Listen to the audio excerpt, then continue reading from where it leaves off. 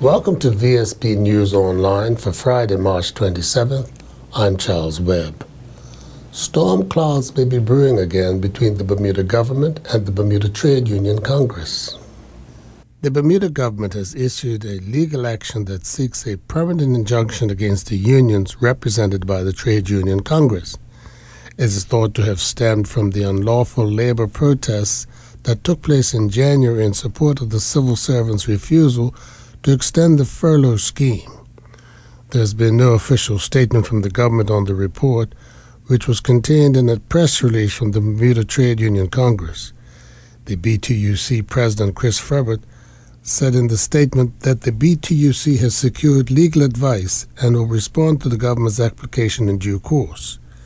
In response to the assertions made by the Minister Michael Fay in the local media, the BTUC says it has the responsibility on behalf of its membership to ensure that one of the issues raised for determination before the Supreme Court is the lawfulness of the conduct of the government in this whole process of dealing with furlough days and cuts to the civil service. Morgan's Point Limited, the company developing an hotel and residential complex at Morgan's Point in Southampton, today announced that plans are for the first phase of the development, including an environmental impact study, have been submitted to the Department of Planning. VSB News' Brian Darby has the details. The plans include an ultra-high-end 84-room hotel, a marina with 77 slips that will hold 40 to 80-foot boats and accommodate 20 Mediterranean-style yachts, and 149 residences. Pending planning permission, groundbreaking for the first phase is expected to begin in June. Morgan Point CEO and President Craig Christensen said that one of the most impressive aspects of the project, one of which he felt may be unprecedented in Bermuda's history, is that it represents a transformation of a derelict brownfield site into a luxury development set in a revitalized coastal landscape. In that regard, he said, the environmental impact study is a critical component of the submission. It demonstrates the project's sustainability as well as its impact on and benefits to our community and our environment. The developers have been diligent in their desire to keep the impact of the project to a minimum, he said, and to be as environmentally sensitive as possible. Brian Darby reporting for VSB News. Two suspicious fires in 2 days have kept the fire service and police service busy this past Wednesday and Thursday. But so far it's unclear if they are linked in some way. The first fire took place at 10:15 p.m. on Wednesday on Cavendish Road, where someone started a fire outside a residence that was quickly extinguished with no injuries. The second took place on Thursday at 9:45 p.m. in the parking lot of the Harmony Club in Paget, where a fire was started beside a vehicle. Again, no one was hurt. The police would like anyone who may have seen anyone in either location acting suspiciously to call 295-0011.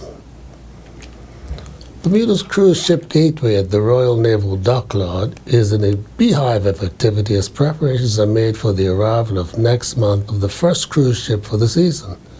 Similar work is going on with some of the old buildings, which are being refurbished at the cost of over $1 million for the America's Cup.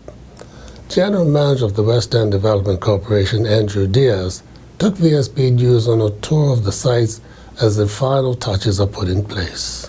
Sure, we're just about completing all of the different phases necessary to bring in both of the ships.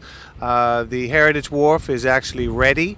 We have a few minor little maintenance things that we have to complete, but basically the docks are ready and secure. We'll be putting the fenders on next week. The North Arm and then the King's Wharf is going to be completed on or before April the 10th, prior to the first ship at that location. So we are definitely ready for the season, and all of our tenants and vendors, and at this stage I'd really like to thank all the contractors that have been involved, because they've worked through some pretty inclement weather over the winter months to ensure that we're ready. So a job well done. Now, what is the date of the first cruise ship? The date of the first cruise ship is the first week of April, but it will be at Heritage Wharf, not at King's Wharf. Yeah. And so then there's really no more work to be done. The cruise ships will just keep coming through the summer. There's nothing to be renovated while they're here, is there? That is correct. Yeah, the ship, the both of the docks will be ready.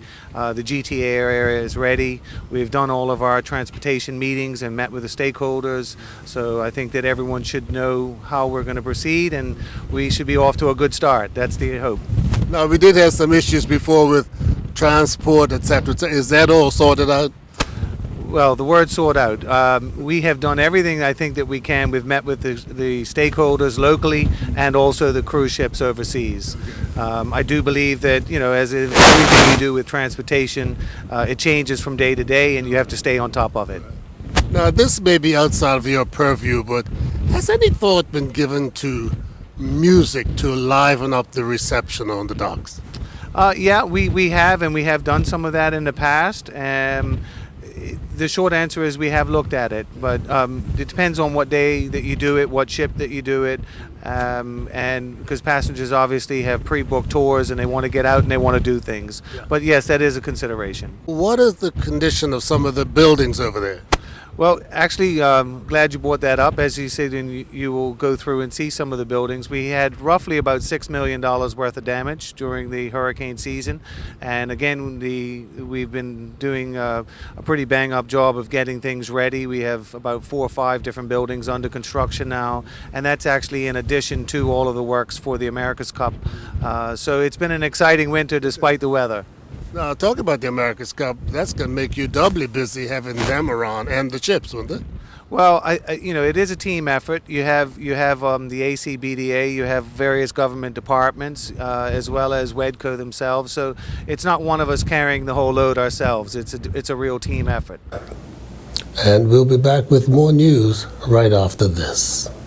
The Marketplace Food Court is you and your family's one-stop shop. Start your day at the Breakfast Bar with omelets made to order and traditional Bermuda codfish breakfast. The chefs will cook lunch and dinner to your liking. Along with the salad bar, sandwich bar, sushi bar, and fruit bar, the Marketplace Food Court is your kitchen away from home. Every day is hassle-free with nutritious meals from the Marketplace Food Court. Visit us 7 days a week. Homemade cooking, quality service, all at prices you can count on. In an effort to bring some perspective to the emotional issue of selling local homes to PRCs, Independent Senator James Jardine supplied the Senate with the current state of supply and demand in the island's real estate market during the recent debate. The total number of single-family homes at an ARV of $63,000 or less are 8,154. The total number of single-family homes that are actually for sale now in Bermuda is approximately 115. The total number of single-family homes at an ARV of between 153,000 and 177,000 is 156. The total number of single-family homes that are actually for sale within that bracket of 155 to 177 are approximately 10. And some of those houses, I should add, Madam President, from what I've been told, have been on the market for a considerable number of months, and some of them indeed have been on for over a year. So there's no question that the market itself, and I'm going to give some more numbers in a minute, has taken a major hit. Now, I've also found out that the value of properties, I wanted to find out what had happened to the value of properties since the height of about 2006 and 2007. In houses since 2007 and 2008, these are rough numbers, the value of houses has dropped from 25 to 30%. In condos, it's even worse. In condos, the value of condominiums has dropped by 30 to 50%. And why is that, Madam President? It is because there are no buyers. It is the laws of supply and demand. There's nobody out there buying. And so people are having to drop their prices lower and lower and lower in order to try to get rid of their houses or just sit on them. Renowned editor, author, and broadcaster Arianna Huffington, founder of the online Huffington Post, travels to Bermuda in April to share with an invited audience the message of her latest best-selling book, Thrive. She spoke to Vsb News' Brian Darby from her Washington office this afternoon and revealed she's already a big fan of Bermuda. I have. I love Bermuda. That's the most popular thing you can say at the moment. It's the truth.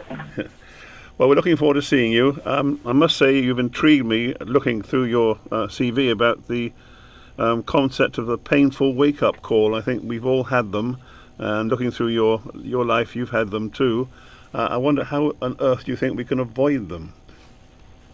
Well, that's a great question. I think we can avoid them by learning from other people's wake-up calls. Instead of each one of us having their own wake-up call, which can be like mine, collapsing from burnout and sleep deprivation, or it can be much worse. It can be a stroke, a blood clot. We can learn from each other, and so we can make changes in our lives that make the wake-up calls unnecessary. We now know that 75% of healthcare problems and healthcare costs are stress-related and preventable. 25%, okay, there's nothing we can do about.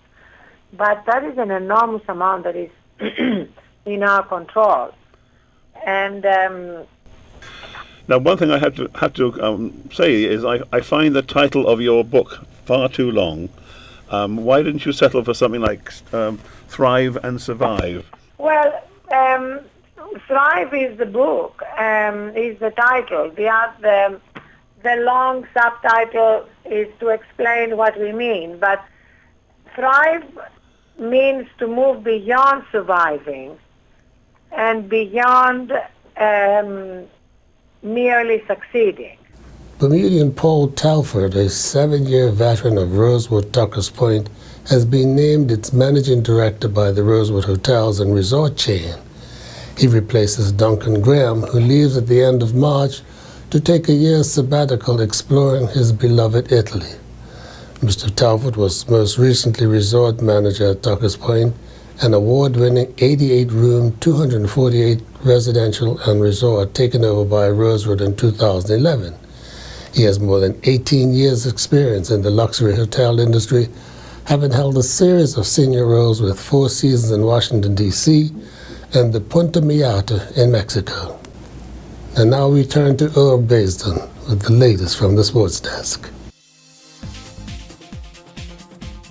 The Bermuda national team and their 2018 Russia World Cup CONCACAF first-round opponents, Bahamas, arrived at the LF Wade International Airport last evening. Both teams will be looking ahead to Sunday's second leg clash at the National Stadium. The Bermuda team was greeted by Minister of Sport, Patricia Gordon-Pamblin, and Shadow Minister for Sport, Michael Weeks. Let me just say how immensely proud we are tonight to be Bermudian. We have behind me an incredible team who left Bermuda early part of the week representing us on the field in the Bahamas. These gentlemen left everything on the field. They will now have 2 days to recoup, to rejuvenate, and to come and show their home crowd exactly what they are capable of. We, on behalf of the government and the people of Bermuda, are so tremendously proud of their accomplishment. We want to wish them well on Sunday. We also have the opportunity tonight to welcome their opponents, the Bahamas, and I know that we will show them the good Bermuda spirit off the field. But as I've said to them before, leave it all on the field on Sunday. So gentlemen, 5 goals is an awful lot of goals. Congratulations. Take full advantage of every opportunity that you have here and just knock them dead. Very, very well done. We are so tremendously proud. Good evening. I'd like to echo the minister's comments at being proud of the team. But I also want to say that I knew going down that we had a good team, good young team, and it's a long road ahead as they know. And we just hope, I hope, on behalf of not only the opposition and the government, but we need to encourage Bermuda to come out. Because at home, we must make our players feel that they are at home and let them be the 12th, and let our fans be the 12th man. So I encourage Bermuda to come out and enjoy and support our youngsters. And congratulations again to all the players and the staff. Bermuda captain Naki Wells is very proud of the team's performance thus far. It means a lot to be here representing my country as captain. As you can see, we had a lot of young, talented Bermudians, with the desire to win. I think it was important that we went down to Bahamas and came back with the victory. Now we can go into the home match and just put on a show for our country and prepare for the next round. But I think we just need to stay ready and work hard and prepare for Guatemala. So it's nice to come home and see everyone cheering us in. It makes you feel important. And we're just looking forward to Sunday. That's all I can say. Coach Andrew Bascom was asked what was he most proud of on Wednesday evening. The way the young men deployed themselves off the pitch. They carried themselves in a professional manner, and they just carried onto the pitch. I was very pleased with their behavior and their conduct and their focus. Tomorrow we'll do a hard session, physical, because we can't let complacency set in. You can never underestimate the opposition. I know I don't. So you wouldn't see that in our team. I can guarantee you that. It won't happen. Bahamas coach Dion Gudek is looking for a better team performance come Sunday. Our squad is pretty much fired up to put on a very good effort come Sunday. I think the game is 3 p.m. at your National Stadium, and we're going to try to figure out how to contain some of your very talented young men, and like I said, give us an opportunity to at least salvage something out of this. In another sign that billionaire Larry Ellison's vision for the America's Cup is too expensive, organizers say they want to reduce the size of the boats to be sailed in 2017's regatta in Bermuda. But this has drawn a quick reaction as Italian billionaire Palazzo Bertelli is threatening to pull Luna Rossa Challenge out of the America's Cup if the defending champion, Oracle Team USA, doesn't follow the rules in deciding whether to downsize the boats to be used in the 2017 regatta. Additionally, Luna Rossi, which is backed by fashion house Parada, said the opening event of this year's America's Cup World Series will be in jeopardy if Oracle Team USA doesn't quickly announce a public clarification to a proposal to downsize the class of boats to be used in the 2017 regatta in Bermuda as a cost-saving measure. Oracle Team USA is owned by software billionaire Larry Ellison, whose decision to defend the America's Cup in Bermuda rather than in the United States has made it difficult for some teams and the event itself to raise sponsorship money. Through 15 of 20 events at the 2015 NCAA Division III Swimming and Diving Championships, Ashley Yearwood and her Denison University women's swimming and diving teammates remain in second place with 320 points. In the 100-yard backstroke, Yearwood recorded her fifth All-American performance of the meet and her first AA swim with a time of 56:19. She would finish third in the consolation final and 11th overall. Patrick Nisbet competed at the CSI 05 Olympic Qualifier Group F event in Abu Dhabi recently. Competing in the accumulator class, Nisbet and Quick Z finished 35th. The pair recorded a time of 45:23 and they had 10 penalty fault points. Zaire Simmons and her Virginia State University women's tennis teammates defeated Fairfield State University 9-0 on day one of the CSI AA tennis tournament. Playing in the number one singles spot, Simmons defeated her opponent in straight sets 6-1, 6-love. She then teamed up with Monette Graves and won their doubles match 8-0. Glenn Morgan defeated Kamal Levrock and his Cardiff MCCU cricket teammates by 47 runs in Glenn Morgan's final warm-up game before the first-class season gets underway. In the Glenn Morgan inning, they scored 247 for 6 in their allotted 50 overs, with Levrock returning figures of 7.3 overs, 3 for 40. In reply, Cardiff could only reach 200 for 6. Levrock did not bat. I'm Earl Baisden reporting for VSB Sports. Looking at the weather for Saturday, March the 28th, there will be sunny breaks with occasional showers and risk of thunder. Winds will be south-southwesterly, strong gusts to gale force, veering west-northwesterly and decreasing moderate to strong during the evening, then northwesterly, moderate overnight. We're expecting a high near 71 and a low near 64. This weather forecast is courtesy of the Bermuda Weather Service. Well, thanks for watching Vsb News Online for Friday, March the 27th. I'm Charles Webb. Have a great weekend.